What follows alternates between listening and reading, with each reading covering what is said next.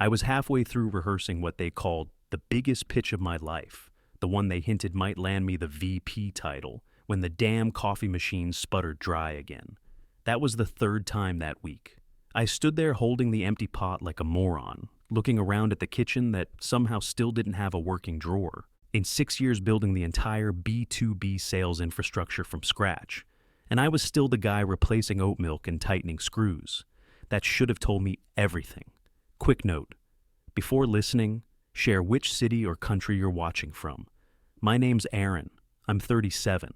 I live in Chicago, and I'd been grinding at that tech startup since it was 6 people in a dream, back when our CRM was an Excel doc and I did sales calls from my car.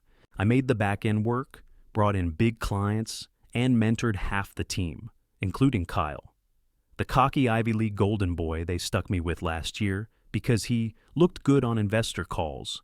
He talked in phrases like move the needle and agile mindset, but couldn't close a basic procurement deal if his life depended on it.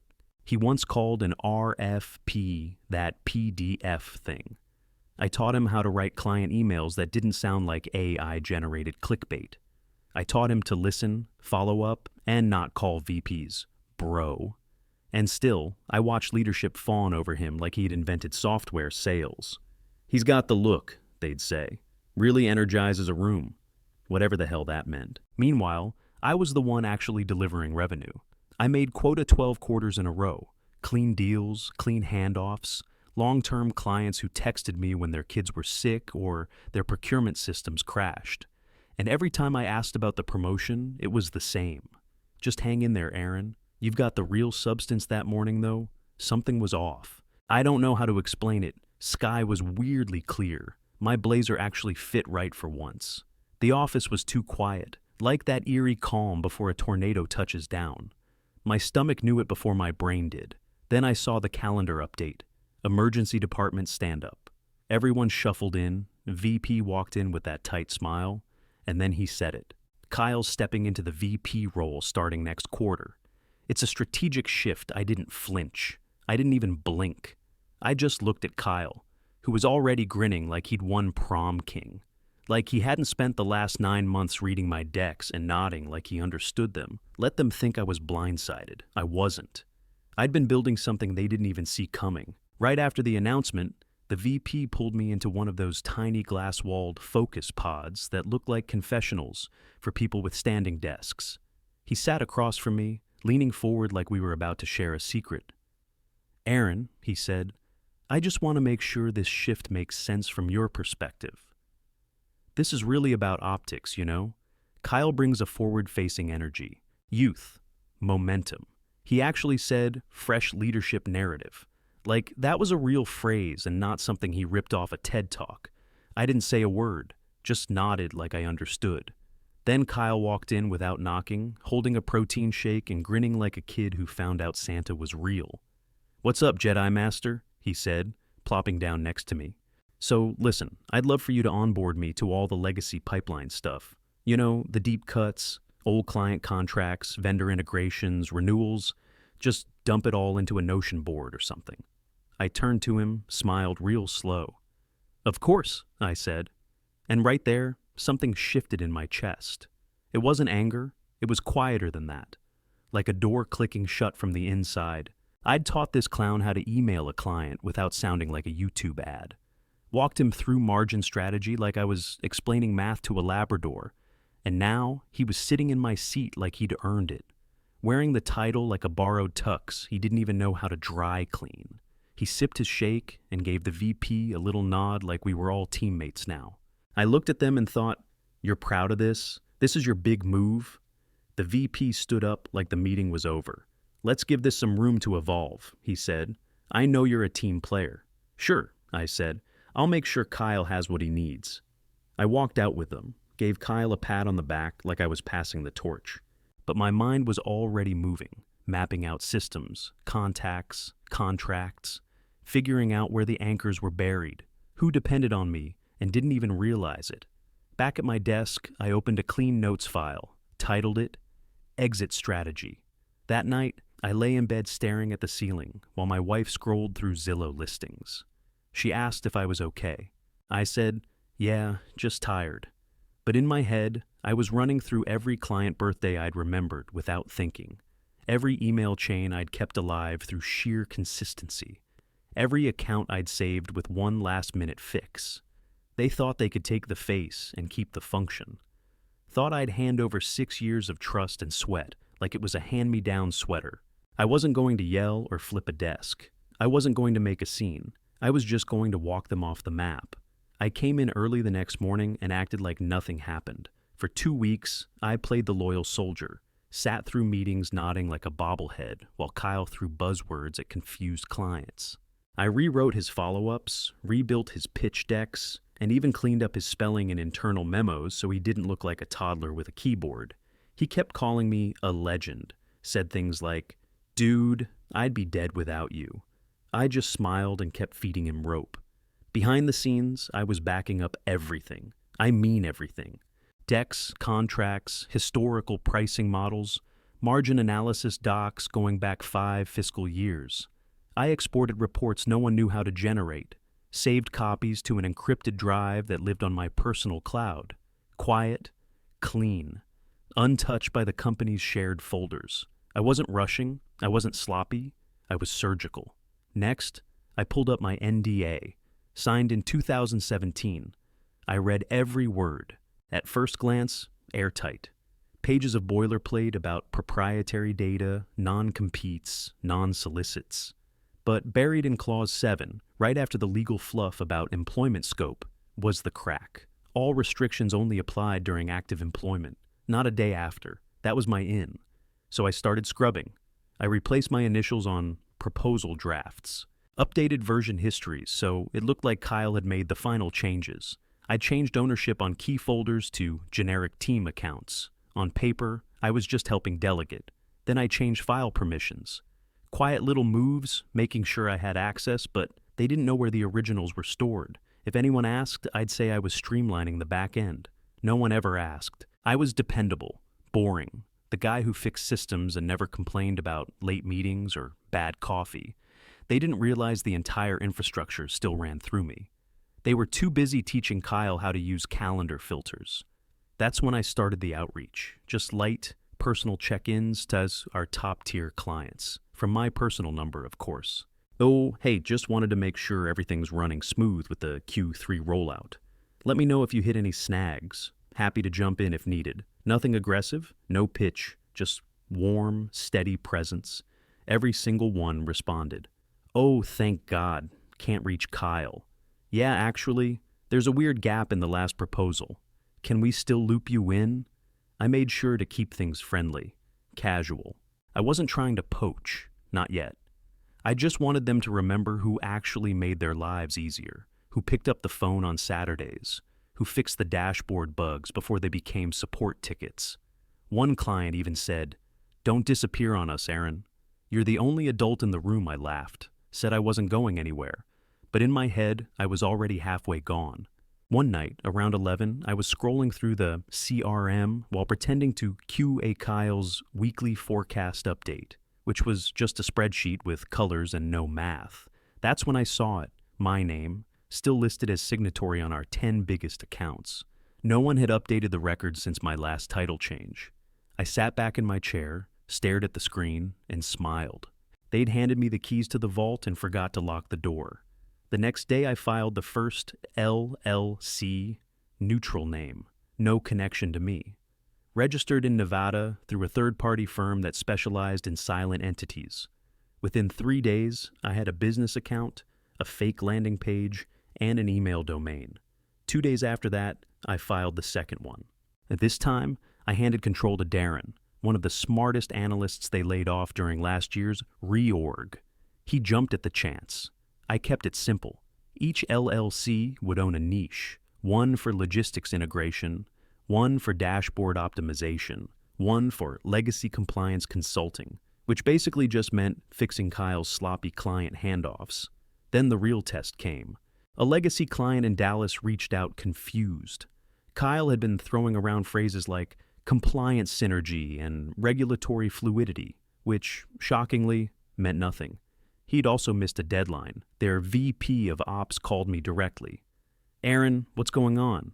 This kid told us the invoice delay was a transition strategy. We're in a regulated space. We don't do transitions. I didn't flinch. I told him we were experimenting with a new external vendor structure, and I'd be happy to introduce a boutique partner we were collaborating with to help smooth things out. He agreed instantly. 30 minutes later, I forwarded the client to one of my LLC emails. We ran a quick audit, fixed the issue, and sent over a retainer agreement. 10 grand. Wired clean. Company didn't even blink. Next week, a different client, an old government contract, pinged me, annoyed. Kyle had sent over a 3-page PDF labeled Solution Narrative with a stock photo of a mountain on the cover. They didn't know whether to laugh or scream. I told them I could loop in a more hands-on vendor with experience handling government protocols. Another LLC, another fake intro, another retainer, 10 days. 2 accounts, 20 grand. The best part? On paper, everything looked legit. We weren't stealing clients. We were supporting accounts through external collaboration. No one asked why the boutique vendors used language that sounded exactly like mine. No one noticed the formatting was identical to our old pitch decks. No one looked twice because Kyle was too busy getting applause for repeating my Q4 projections like he thought of them himself. They had their shiny face at the table. Meanwhile, I was quietly draining the pool behind the scenes. The next move had to be clean. No Slack messages, no email chains, no trace. I picked a cafe in Lincoln Park. No company cards accepted, no laptops out. Just coffee, sunlight, and Ava, VP of strategy for one of our flagship accounts. The kind of client we built entire quarters around. She showed up 5 minutes early, just like always. Designer coat, clean ponytail, sharp eyes. We shook hands like old friends, sat down, and skipped the small talk. The contract was already signed, dated, done. I handed her a clean packet with a custom onboarding plan and vendor contact sheet. My LLC's logo sitting quiet at the bottom corner. She flipped through it once, folded the papers back into the folder, and took a slow bite of her croissant. Then she looked me dead in the eye and said, "Honestly, surprised you didn't do this sooner." We didn't toast, we didn't smile, just 2 professionals exchanging value with no middleman to dumb it down. 3 days later, I got a vague message from an old client. "Hey, we're reevaluating vendor alignment this quarter. Just checking in." That was code for, "We want out. Can you give us an alternative?" I forwarded them to one of the boutique vendors, my vendor. They sent back a 1-line reply. "This is exactly what we've been looking for." Kyle saw the shift and replied with a thumbs-up emoji. That's when I knew he had no idea what was actually happening. He thought it was normal churn. Market shifts. Maybe Q3 jitters. I let him flail. In meetings, I covered for his missed metrics with just enough detail to keep the execs calm. When he bumbled through account reviews, I slid him a note with the right numbers. I even offered to handle some of the back-end noise so he could stay strategic. He bought it. Meanwhile, I was rerouting everything. I set filters on the shared inboxes, so any message with phrases like renewal, contract, pilot, or retainer skipped Kyle's view and landed in a private folder I monitored alone. I flagged those emails, replied personally. Clean, polite, always on behalf of the team. Internally, I buried him in low-value updates and status reports. Let him obsess over slide formatting and branding refreshes. I removed him from 3 client Slack channels with a simple message: reducing noise for Kyle's bandwidth. Nobody questioned it, because they still saw me as the guy who handled the chaos, the fixer, the guy who knew too much but made their lives easier. By the time Kyle noticed things were quieter, it was already too late. Clients weren't responding. Pipeline reports started showing stalled or unresponsive. Renewal dates passed with no signatures. He tried nudging procurement, tried resending intro decks. Silence. I hadn't cut the wires. I'd just pulled out the screws holding up the scaffolding. All he had left was a shell. Monday morning, 9 a.m. sharp. Calendar alert popped up like clockwork. All hands Zoom. Leadership evolution and exciting wins. Corporate theater at its finest. I logged in with my camera off and microphone muted. Just another silent face in the gallery view. The VP kicked it off with his usual word salad. Transformation, agility, growth phase, blah, blah, blah. Kyle sat front and center, lit like he was broadcasting from a ring light factory, grinning like a kid who won a cereal box sweepstakes. When it got to his turn, he leaned in all confident. "This quarter's been about transformation," he said, voice syrupy. And honestly, I couldn't have done it without incredible mentorship. He looked straight at me like I was a prop, like I was supposed to smile and nod. I muted the call, opened Gmail, and typed my resignation. 2 weeks' notice. No drama, no bitterness, just plain sterile language that legal couldn't twist into a liability.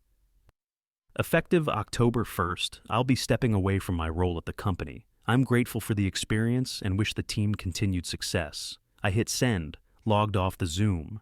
By Tuesday, the cracks were already showing. Kyle's inbox had gone cold. No replies from Ava, no rescheduled calls from procurement leads. 2 invites bounced outright. He forwarded one to the VP with a question mark and got no reply. They didn't know I'd built in quiet fail-safes. Gmail filters redirecting high-tier communications to private aliases. Contract clauses tying account management to named individuals. Me. Vendor agreements that required previous lead continuity or the deal reset. Everything looked fine on paper, but under the hood, the pipeline was bleeding out. Wednesday, I watched Kyle scramble in the sales channel. Anyone know why the Davison renewal is stuck? Has anyone heard from Springwell this week? Who owns the NYSE vertical now? No one had answers, because I was the answers, and I wasn't answering. By Thursday, the VP pinged me. "Quick chat before your exit?" I didn't reply. I was on my patio with a glass of Pinot and my phone face down. September air crisp, inbox quiet. I didn't owe them anything. I gave them 6 years. They gave my seat to a mascot. Kyle tried calling that night, twice. I let it ring. He sent a text. "Hey, can you at least loop me in on what's happening with Ava's team? We're in full blackout over here." Blackout was right. He thought it was a technical glitch. Really, it was just account after account going silent. Friday morning, I got a call from Sarah, the junior OPS girl I used to mentor back when she was fresh out of college and terrified of Excel. She didn't say hi. She whispered, "They're freaking out. Like, full-on panic mode. Legal's rereading your exit email." Line by line, I leaned back in my chair and stared at the ceiling fan. "Interesting," I said. She lowered her voice even more. "Kyle deleted a Slack message yesterday. Asked if you still needed to be CC'd on contract threads. It was up for like 20 seconds. He thought that'd erase it. I already had the screenshot, timestamp, channel log, quiet ammo. I didn't tell her that, though. I just said, appreciate the heads up, and hung up. By the end of the day, their entire deal desk was on fire. Clients had gone dark. CRM entries flipped to inactive, like someone pulled a plug. Projections for quarter 2, once a smugly confident green, were now full of red slashes and TBD tags. No one could reach Ava. Springwell ghosted completely. The NYSE lead emailed back, but only to say, "We've moved in a different direction." Kyle posted in 3 Slack channels asking who had backup access to the renewal deckmaster. No one replied. The VP messaged me once. "Any context for this shift in client engagement?" I didn't even open it. Then around 6 p.m., my personal phone buzzed. Number I didn't recognize. It was the CEO. "Hey, Aaron. Sorry to reach out like this. Just wanted to ask, why'd you resign so suddenly? There's a lot of noise right now." I waited 2 seconds, 3. Then I replied with 3 words, "Check the pipeline." Didn't wait for a response.